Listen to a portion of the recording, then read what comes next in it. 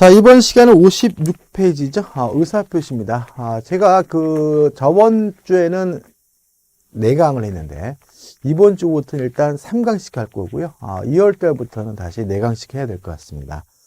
자, 56페이지 보시면 의사표시의 의가 나와요. 뭐 특별히 설명드릴 거 없죠, 이제는. 의사, 원하는 바를 밖으로 표시하는 것이 의사표시죠. 그 다음에 이제 의사표시의 구성 요소 해가지고, 의사표시가 성립하는 심리적 과정이 나오고, 좀 나오죠, 그죠? 그 다음에 2번 의사표시 구성 요소에서 효과의사, 표시의사, 행위의사, 표시 이렇게 나눠놨잖아요. 근데 나눌 필요 없습니다, 그냥. 이런 것도 이론적인 거니까 그냥 보이는 대로 의사와 표시로 구성되어 있다. 이 의사를 내심적 효과의사, 그 다음에 표시를 표시행위. 다시 말하면 의사표시는 의사와 표시로 구성되어 있다. 이렇게 이해하면 되는 거예요. 우측에 보시면 의사표시의 본질 입법주의가 나와요. 자, 이게 뭐냐면 의사표시는 일치돼야 되거든요. 만약 이것이 불일치됐을 때 무엇을 가지고 효과를 결정하느냐. 만약에 의사표시, 효과의사와 표시행위가 불일치됐을 때 표시행위를 가지고 효과를 결정해야 된다. 표시주의라고 하고요. 효과의사, 의사를 가지고 효과를 결정해야 된다. 이거 우리가 의사주의라고 하거든요. 그럼 여기서 우리가 뭐가 떠오르시나요? 저번 시간에 했던 규범적 해석, 자연적 해석이 떠오르죠. 다시 말하면 표시주의는 규범적 해석으로 연결이 되는 거고요. 의사주의는 자연적 해석으로 연결이 되는 거거든요. 그럼 뭐가 원칙이었어요? 표시주의가 원칙이죠. 규범적 해석이 원칙인 거죠. 의사주의, 자연적 해석이 뭐예요? 예외인 거예요. 따라서 우리 민법은 의사주의와 표시주의가 모두 있기 때문에 절충주의인 거고요.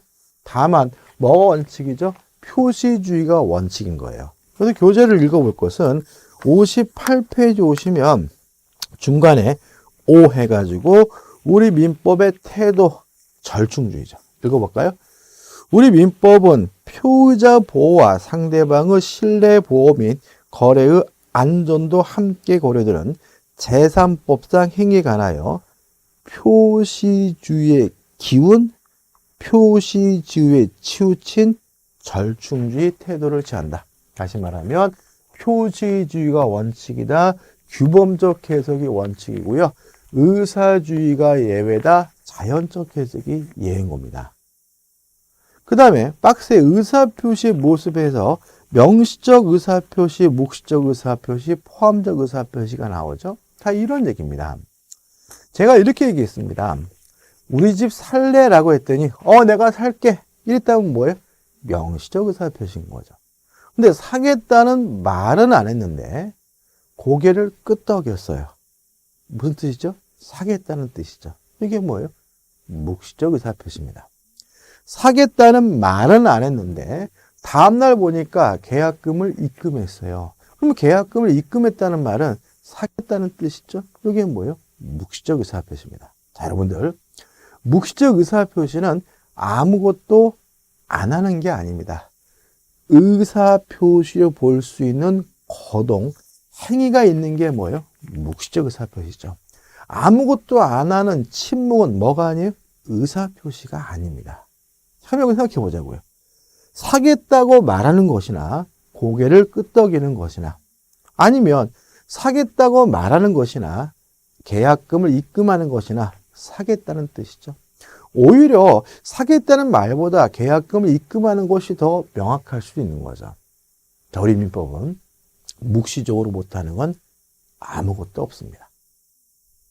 다시 말하면 묵시적 의사표시는 아무것도 안 하는 것이 아니라 의사표시로 볼 수 있는 행위가 존재하는 것이 묵시적 의사표시이므로 모든 의사표시는 묵시적으로도 가능합니다. 따라서 이러이러한 의사표시는 명시적으로 해야 되고 묵시적으로 못한다 그러면 다 뭐가 돼요? 100% X가 된다는 거 주의하시기 바랍니다. 자, 포함적 의사표시는 그냥 묵시적 의사표시 같은 거다라고 이해하시면 돼요. 자, 이런 얘기거든요. 사겠다는 말은 안 했지만 계약금을 입금하는 행위 속에는 사겠다는 뜻이 포함되어 있는 거다. 이런 의미예요. 근데 우리는 포함적 의사표시 굳이 나눌 필요는 없고요. 그냥 의사표시는 명시적 의사표시, 묵시적 의사표시 두 가지가 있고 모든 의사표시는 명시적으로 할 수 있을 뿐만 아니라 묵시적으로도 할 수 있는 거다. 왜요? 묵시적 의사표시란 아무것도 안 하는 것이 아니라 의사표시로 볼 수 있는 행위가 존재하는 것이 묵시적 의사표시이기 때문에 그렇다라는 거 이해해 두시기 바랍니다. 그 다음에 비정상적 의사표시가 나오죠. 자, 이런 얘기입니다. 의사표시는 합치돼야 정상적인 거죠.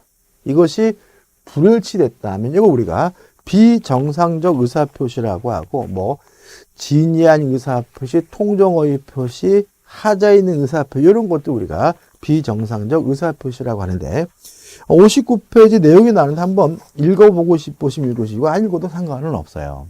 자, 우리는 바로 들어갈 겁니다. 자, 60페이지 오시면 의사표시의 불일치에서 진이 아닌 의사표시가 나옵니다. 자, 107조입니다. 읽어볼까요? 읽어보기 전에 개념부터 잡아보자고요. 자, 진이한 의사표시라는 것은 뭐냐면 의사와 표시가 불일치됐음을 뻔히 알면서 하는 것을 우리가 진이 아닌 의사표시입니다. 예를 들어서 속으로는 10원짜리 하나 줄 마음이 없으면서 내가 너에게 1억을 주겠다라고 뻔히 알면서 얘기했어요. 이거 우리가 거짓말이라고 하죠. 그래서 지금 우리는 뭐 하고 있는 거냐면 거짓말에 관한 법적 효과예요. 그러니까 진위가 아니다라는 말은 뭐예요? 거짓이죠.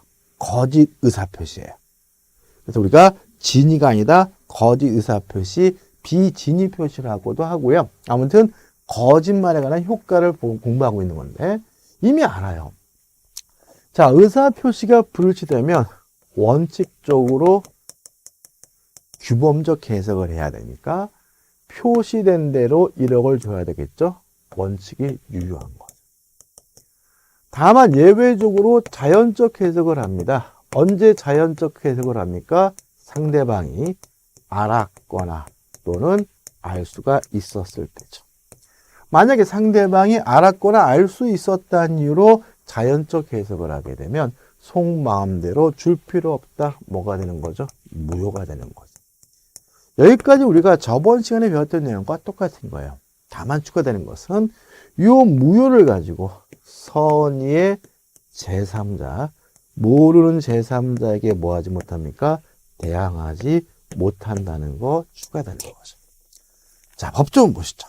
107조입니다. 1항. 의사표시는 표의자가 진이 아님을 알고 한 것이라도, 그러니까 진이 아닌 의사표시라는 것은 진이가 아니다. 의사표시가 불일치됐음을 알면서 하는 것을 말하고요. 그 효력이 있다. 원칙적으로 뭐죠? 유효하다죠. 그러나 상대방이 표의자의 진이 아님을 알았거나 이를 알 수 있었을 경우에는 무효로 한다. 사망, 전항의 의사표시의 무효는 선의의 제3자에게 뭐 하지 못합니까? 대항하지 못한다. 이렇게 되는 거죠. 여기서 좀 우리가 좀 생각해 볼 것은 뭐냐면 의의가 나와 있죠. 그죠? 개념에서 우리가 생각해 볼 것은 진이 아닌 의사표시의 진이, 의사란 뭐냐? 진정으로 마음속에서 바라는 바가 아니다. 바라는 바죠. 바라는 바가 아니라 특정 행위와 관련된 진이다. 이 말이 무슨 말인지를 알아야 돼요. 자, 이런 얘기입니다. 제가 길을 가고 있는데 누가 칼을 들고 몽둥이를 들고 아저씨 3만 원만 줘 그런단 말이죠. 근데 제가 가만히 생각해보니까 지금 고민은 되죠. 고민은 되는데 두드려 맞으면 아플 것 같아서 무서워서 3만 원을 줬다. 이게 진이 아닌 의사표시냐 문제인 거예요. 왜냐하면 간단히 생각해보면 속으로는 줄 마음이 없는데 줬다 이렇게 되거든요. 알면서. 근데 우리 판례는 진이한 의사표시, 진이 의사라는 것은 진정으로 마음속에서 바라는 바가 아니라 특정 행위와 관련된 진이다. 이게 무슨 말이냐면 내가 그놈한테 3만 원을 진짜로 줄 마음이 있느냐 없느냐 이렇게 따지는 것이 아니라 3만 원을 주는 그 특정한 행위로 범위를 좁혀서 따져봐야 된다는 거야. 그러면 저는 무엇든 어떻든 간에 3만 원을 줄 마음으로 3만 원을 준 거니까 의사표시가 합치됐으니까 뭐가 아닌 거예요? 진이 아닌 의사표시가 아닌 거예요. 다시 말씀드릴게요. 이게 좀 이해가 어려울 수 있는데 진정으로 3만 원을 줄 마음이 있느냐 없느냐 이렇게 따지는 것이 아니라 범위를 좁혀서 3만 원을 주는 이 특정한 행위로 범위를 좁혀서 따져봐야 된다는 거죠. 따라서 진정으로 줄 마음이 없었다 하더라도 3만 원으로 줄 마음으로 3만 원을 준 거니까 의사표시가 합치된 것이므로 진이 아닌 의사표시는 아닙니다. 진이 아닌 의사표 진이란 진정으로 마음속에서 바라는 바가 아니라 특정 행위와 관련된 의사진입니다. 자, 판례를 읽어볼 건데 61페이지입니다. 61페이지 상단에 첫 번째 판례가 나오죠. 자, 1번입니다. 1번, 2번 다 똑같아요. 비진이 의사표시에서 진이란 특정한 내용의 의사표시라고자 하는 표의자의 생각을 말하는 것이지 표의자가 진정으로 마음속에서 바라는 사항이 아니라고 할 것이므로 비록 강제로 재산을 뺏긴다는 것이 표의자의 본심으로 잠재되어 있었다 하여도 표의자가 강박에 의해서나마 증여하기로 하고 그에 따른 증여 의사표시를 한 이상 증여의 내심의 효과 의사가 결여된 것이라고 할 수는 없다. 다시 말하면 진이 아닌 의사표시가 아니란 얘기죠. 2번도 마찬가지죠.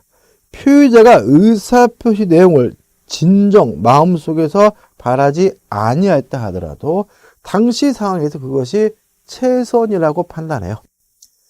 그 의사표시를 하였을 경우에 이를 내심 효과가 결여된 진이 아닌 의사표시를 할 수는 없다. 다시 말하면 진정으로 마음속에서 바라는 바가 아니라 특정 행위와 관련된 진이기 때문에 그렇습니다. 판례는 이 정도입니다. 이것만 좀 이해하시면 좋을 것 같아요. 자, 요건인데 일단 1. 의사표시가 있어야 된다. 2. 의사표시가 불일치돼야 된다. 3. 불일치를 알면서 해야 된다. 왜 거짓말을 했는지 이유나 동기는 묻지 않는다죠. 우측에 보시면 효과가 나옵니다. 원칙적으로 유효하지만 상대방이 알았거나 알 수 있었으면 무효고 그 무효를 가지고 누구한테요? 선의 제3자, 모르는 제3자에게 뭐 하지 못합니까? 대항하지 못하는 거다. 사례를 좀 공부해 보자고요. 갑이 A 부동산에 대해서 을과 만나서 증여하겠다고 하면서 이전 등기까지 해줬는데 이 증여는 진이 아닌 의사표시, 비진이 표시였어요. 그러면 진이 아닌 의사표시는 원칙적으로 유효하니까 을은 원칙적으로 소유권을 취득합니다. 다만 을이 갑의 진이 줄 마음이 없다는 사실을 알았거나 또는 알 수가 있었다면 증여도 무효고 등기도 무효니까 을은 소유권을 취득하지 못합니다. 원칙적으로 유효하고요. 상대방이 알았거나 알 수 있었으면 무효인 겁니다. 자, 여기서 좀 생각을 해보자고요. 또는이죠. 그러니까 또는이니까 알아도 무효고 알 수 있어도 무효인 겁니다. 그러면 원칙에 따라서 유효하기 위해서 상대방은 선이이고 and 무과실을 하는 거예요. 그러면 모르고 모르는데 뭐까지요? 과실까지 없어야 되니까 원칙의 경우의 수가 더 좁아요. 무슨 의미냐? 상대방은 선이이고 무과실임을 추정받는다는 얘기죠. 다시 말하면 진이 아닌 의사표시는 원칙적으로 유효하다는 말은 상대방은 선의이고 무과실임을 추정받는다는 얘기니까 을 스스로가 자신이 선의이고 무과실임을 입증할 필요가 없는 겁니다. 그러니까 표자가 무효를 주장하는 사람이 을이 알았거나 알 수 있었다는 사실을 입증을 해야 이 부동산을 돌려받을 수 있다. 원칙이 유효라는 말은 무효를 주장하는 사람이 상대방이 알았거나 알 수 있다는 사실을 뭘 해야 돼요? 입증해야 된다는 것이 우리 판례 입장임을 주의하시기 바랍니다. 을이 자기 앞에 등기된 곳을 기하로 병과 만나가지고 매매 계약을 하고 병에게 이전 등기를 해줬어요. 여기서 좀 조심할 것은 뭐냐면 만약에 을이 원칙에 따라서 이미 소유권을 취득한 상태라면 을이 병에게 팔아먹는 것은 지껏 지가 팔아먹는 거예요. 그러나 이때는 병은 선이든 악이든 묻지 않고 항상 뭘 갖게 되는 거죠? 소유권을 갖게 되는 거죠. 이게 차단요라, 엄폐요라고 하는 겁니다. 근데 을이 알았거나 알 수 있었다는 이유로 소유권을 취득하지 못한 경우에는 병은 선이여야지만 소유권을 취득하고 악이면 뭘 갖지 못하는 거죠? 소유권을 갖지 못합니다. 왜냐하면 진이 아닌 의사표시가 무효라 하더라도 누구한테요? 선의의 제3자, 모르는 제3자에게 대항하지 못하기 때문에 그렇고요. 요 제3자 병은 선의임을 추정받습니다. 따라서 병 스스로가 자신이 선의임을 뭐 할 필요 없어요? 입증할 필요 없다는 것도 주의하시기 바라고, 또 병이 소유권을 취득하기 위해서는 선의이기만 하면 됩니다. 무과실까지 필요 없다는 것도 주의하시기 바랍니다. 이 부분을 우리가 통정어휘 표시할 때 다시 한번 또 생각을 해봐야 돼요. 자, 교재 61페이지 하단에 효과, 원칙, 예외 이렇게 나와 있고 3번 제3자에 대한 관계에서 선의 제3자가 보호된다는 말이 나와 있고 제가 말씀드린 내용이 나와 있으니까 한번 보시면 되겠죠. 자, 적용 범위 계약에도 적용되고 단독행위도 적용됩니다. 근데 조심할 것은 단독행위 중에 상대방 없는 단독행위는 상대방이 없으니까 상대방이 알았거나 알 수 있었을 수도 없으니까 항상 뭐 하게 되는 거죠? 유효한 거죠.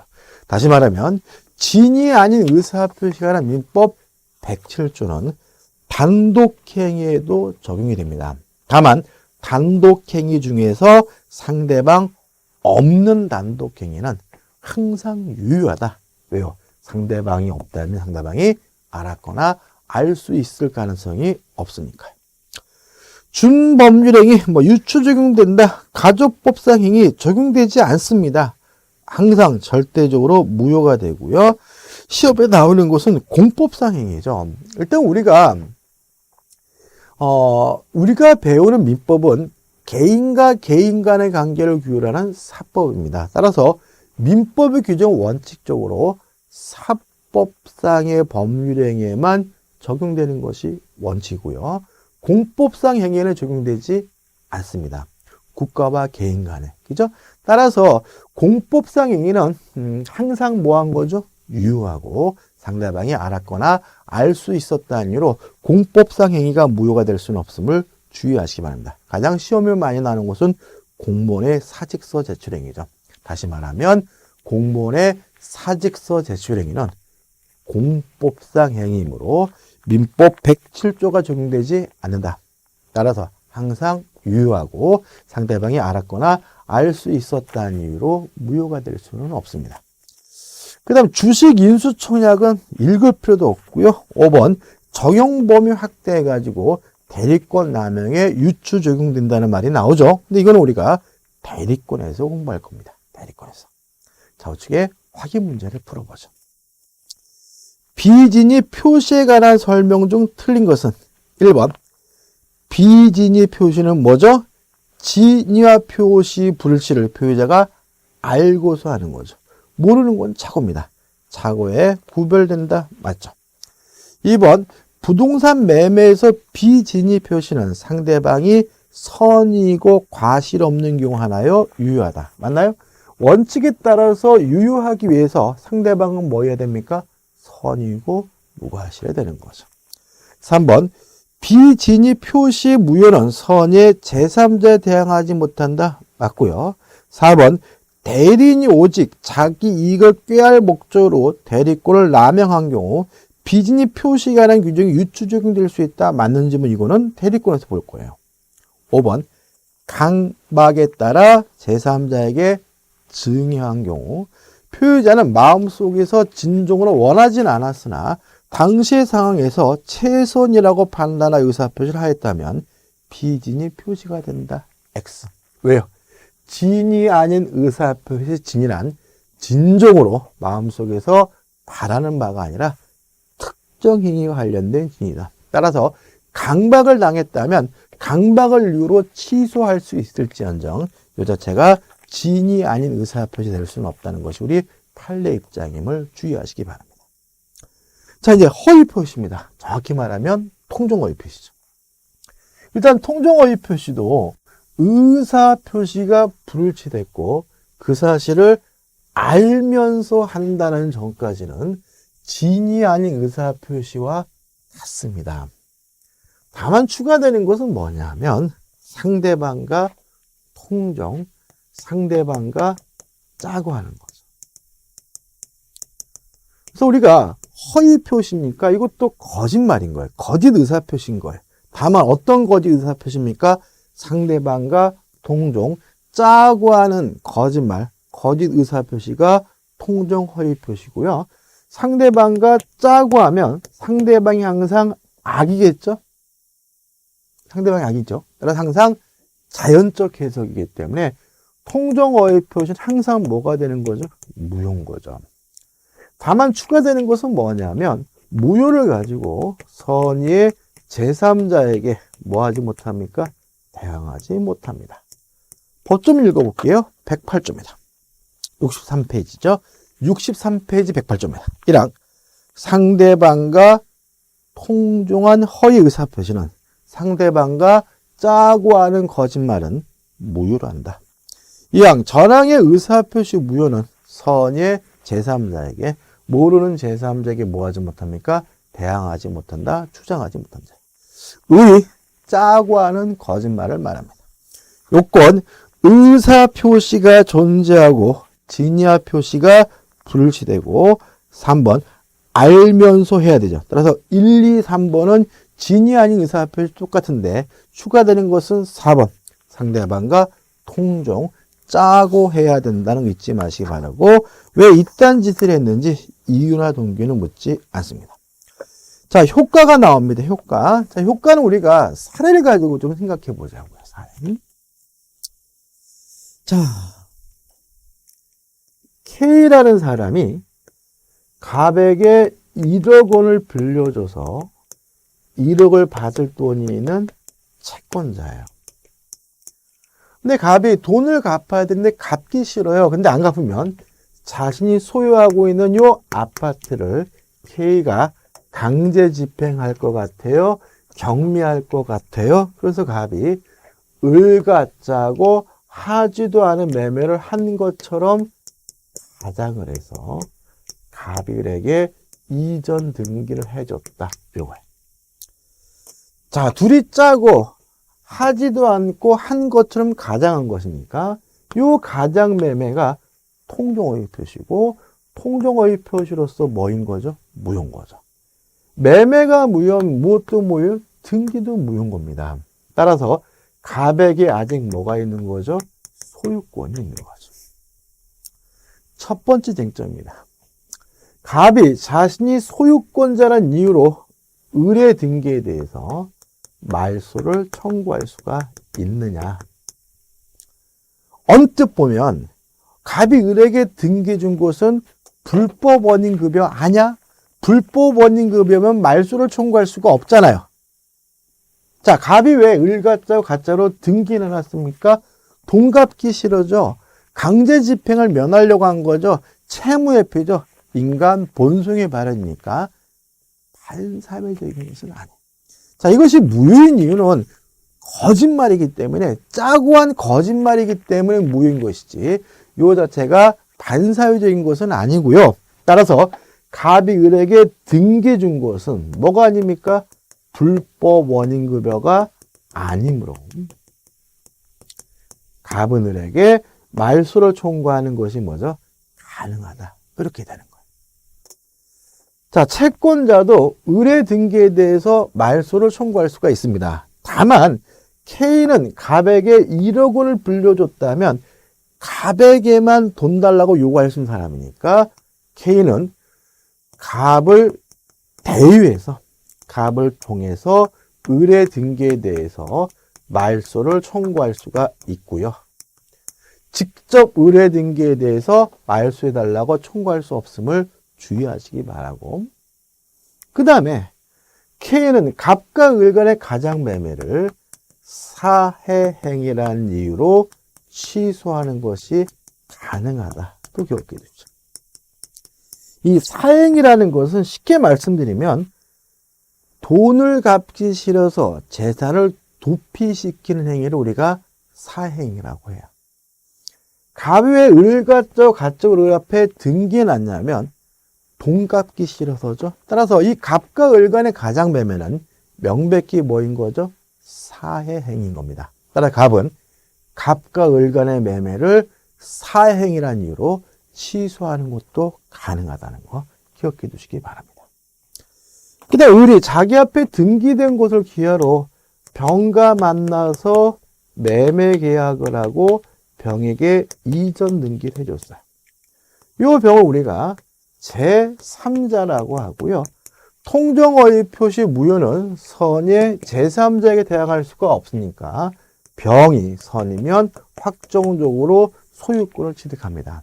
따라서 만약에 병이 선이라면 을도 갑도 K도 병에게 무효임을 주장할 수가 없고 병은 확정적으로 소유권을 갖는 거죠. 추가할 것은 뭐예요? 병은 제3자는 선임을 추정받기 때문에 스스로 선임을 입증할 필요가 없다. 또 병이 소유권을 취득하기 위해서는 선이 이기만 하면 되고 무과실까지는 필요가 없다라는 거 추가로 기억하시면 되겠죠. 마지막으로 병이 또다시 정과 만나가지고 매매 계약을 하고 정에게 이전 등기를 해주면 이 종을 우리가 전득자라고 해요. 만약에 병이 선이어서 확정적으로 소유권을 취득한 상태라면 병이 정에게 팔아먹는 것은 지가 팔아먹는 것이니까 정은 선이든 악이든 묻지 않고 항상 소유권을 갖게 되고요. 이러한 효과를 우리가 차단효라고 하는 거죠. 자, 이 부분은 최근에 시험에 잘 나오는 부분은 아니지만 좀 까다롭게 느낄 수 있는 부분이니까 이 사례를 가지고 좀 정리하시면 좋겠고요. 교재를 보시면 1번 효과, 당사자 간에는 효력은 무효다. 이행하기 전이면 이행할 필요가 없고 이행한 것을 돌려받을 수가 있느냐.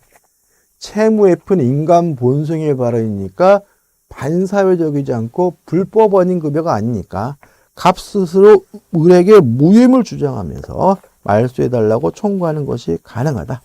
기능이 나오고 미음번 이러한 통정어의 표시를 사행이란 이유로 뭐 할 수 있습니까? 취소할 수도 있는 거죠.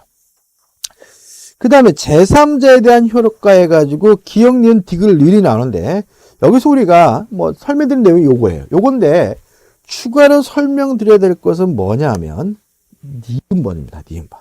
자, 니은번이에요. 제3자가 누구냐?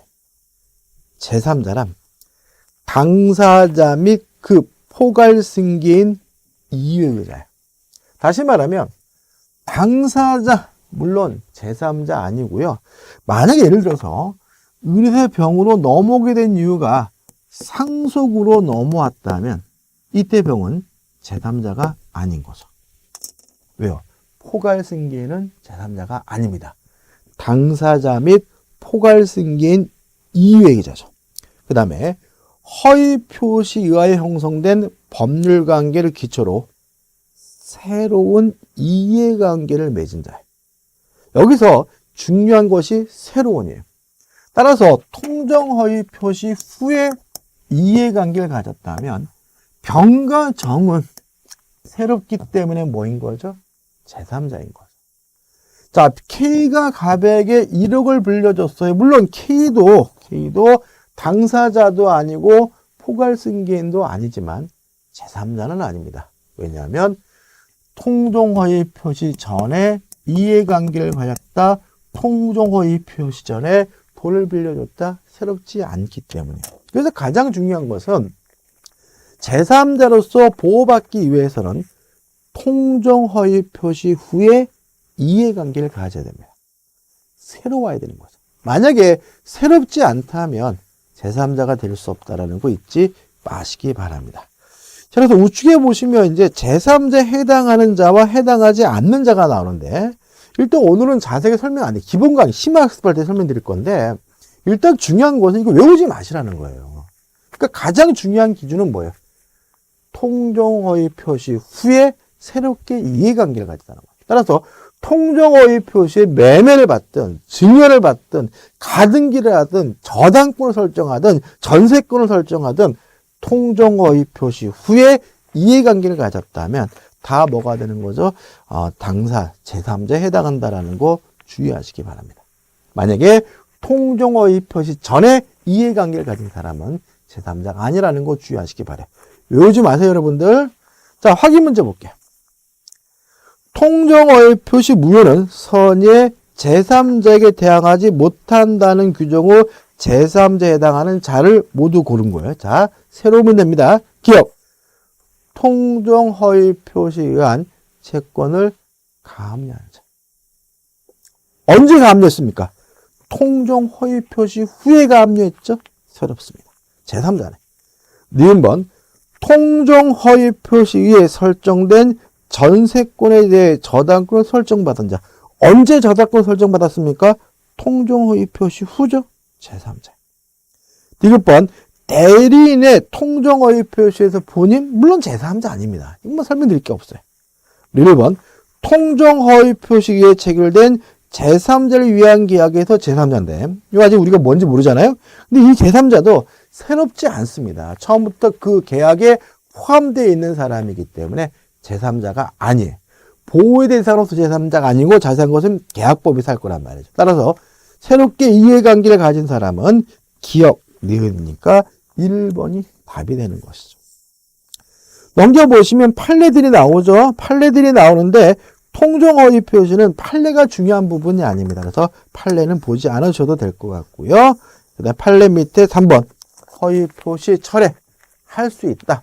왜냐하면 통종허위 표시는 무효인데 철회라는 것은 효과가 발생하기 전에 효과 발생은 막는 거죠. 그 다음 우측에 보시면 4번 허위 표시 추후에 인정한다. 할 수는 있습니다. 그렇지만 소급하진 않아요. 이것도 우리가 뒤에서 무효치에서 따로 공부할 거고요.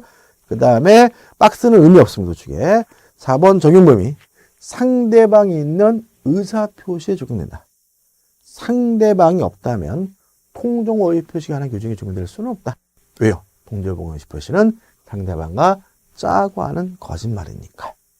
그 다음에 5번에서 구별 개념에서 음닉행위가 나오는데 이 구별 개념은 다음 주에 들어갈 겁니다. 그래서 오늘 이번 주는 여기 적용 범위 합동행위는 보지 마세요. 보지 마시고 상대방이 있는 경우에 적용된다. 이 정도만 기억하시고 다음 주에 우리가 구별 개념에서 음닉행위부터 보도록 하겠습니다. 여러분들 수고 많으셨습니다. 여러분들 모두 고맙습니다.